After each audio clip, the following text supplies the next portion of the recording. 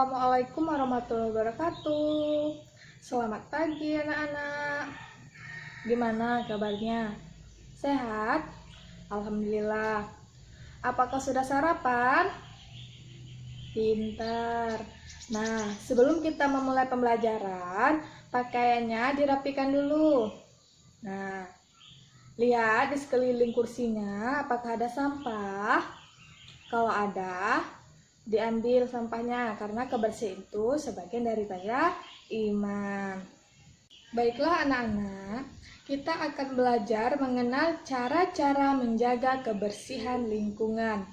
Setelah kemarin, anak-anak sudah belajar mengenal tentang akibat yang terjadi bila kita tidak menjaga kebersihan lingkungan. Tentunya kita tidak ingin mengalaminya ya.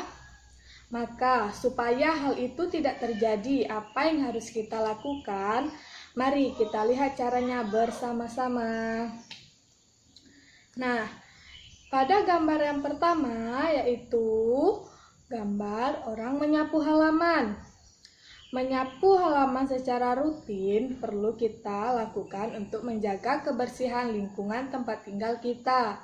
Apalagi bisa di halaman kita ada banyak perpohonan, tentunya akan ada lebih banyak daun-daun kering yang berserakan. Jika tidak disapu dan dibersihkan, akan membuat halaman rumah kita terlihat kotor dan tidak enak dipandang. Kita juga bisa merasa tidak nyaman di saat duduk-duduk atau bermain di halaman rumah kita.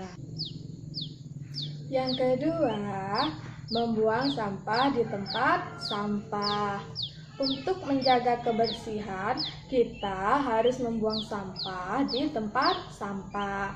Tidak hanya saat berada di rumah, kita harus selalu membuang sampah di tempatnya. Bayangkan jika semua orang tidak mau membuang sampah di tempat sampah, di rumah, di saat bepergian seperti ke mal, taman, stasiun, di jalan raya, di mana saja kita melihat sampah berserakan di mana-mana. Yang ketiga, memilah sampah sesuai dengan jenisnya. Saat ini di beberapa tempat tertentu sudah disediakan tempat sampah untuk sampah yang berbeda-beda.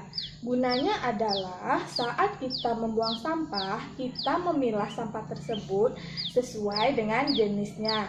Kemudian sampah dari masing-masing tempat itu akan diolah dengan caranya masing-masing. Kita sudah pernah belajar yang mengenai jenis-jenis sampah.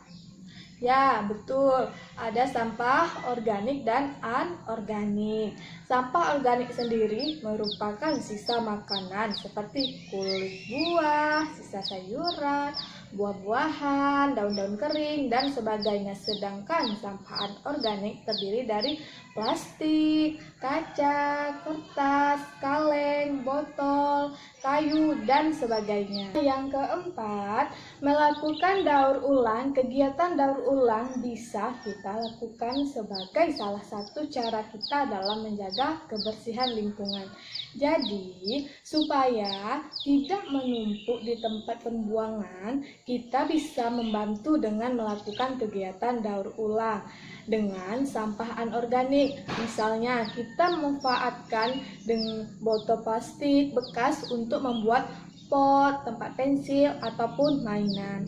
Yang kelima, membuat pupuk kompos. Seperti halnya kegiatan daur ulang, membuat pupuk kompos juga bisa kita lakukan untuk membantu mengurangi tumpukan sampah. Kita bisa membuat pupuk kompos ini dari sampah-sampah organik, yaitu sampah berupa sisa makanan, kulit buah, sisa sayuran, daun-daun kering, dan sebagainya.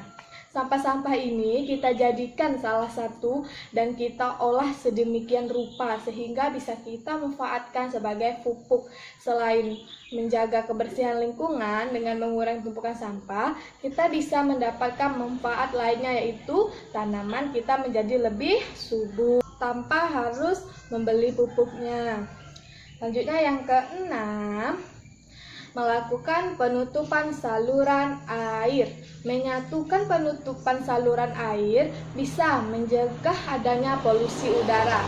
Saluran air yang merupakan pembuangan air dari rumah, misalnya air bekas mandi, air memasak, mencuci baju, merupakan air kotor dan meragukan juga sudah berbau.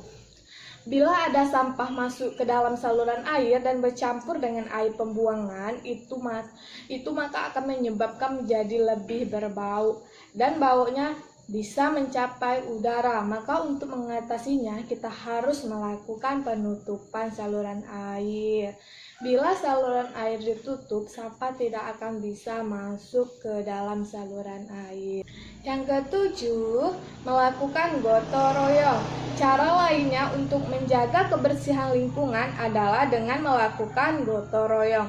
Gotong royong adalah kegiatan yang dilakukan bersama-sama untuk membersihkan lingkungan. Kegiatan gotong royong bisa dilakukan oleh seluruh warga di tempat kita tinggal. Tujuannya adalah untuk membersihkan lingkungan, membersihkan sampah-sampah yang berserakan, lalu yang dibuang sembarangan, membersihkan seluruh air yang tersumbat dan sebagainya. Kegiatan gotong royong bisa juga dilakukan oleh seluruh anggota keluarga kita. Misalnya sebulan sekali kita bersama anggota keluarga kita membersihkan seluruh bagian rumah dan lingkungan sekeliling. Yang terakhir, yang kedelapan, melakukan penghijauan. Kegiatan penghijauan kita lakukan untuk mengembalikan keadaan lingkungan alam yang rusak dari pencemaran lingkungan. Tanah yang sudah tidak subur bisa dicangkul lalu diberi tanah yang masih subur untuk kemudian ditanam dengan tanaman-tanaman baru. Lingkungan yang punah dan perpohonan bisa membantu mengurangi polusi udara. Karena pepohonan bisa membuat udara menjadi lebih sejuk dan segar. Baik anak-anak ibu, pembelajaran kita cukup sekian sampai di sini ya.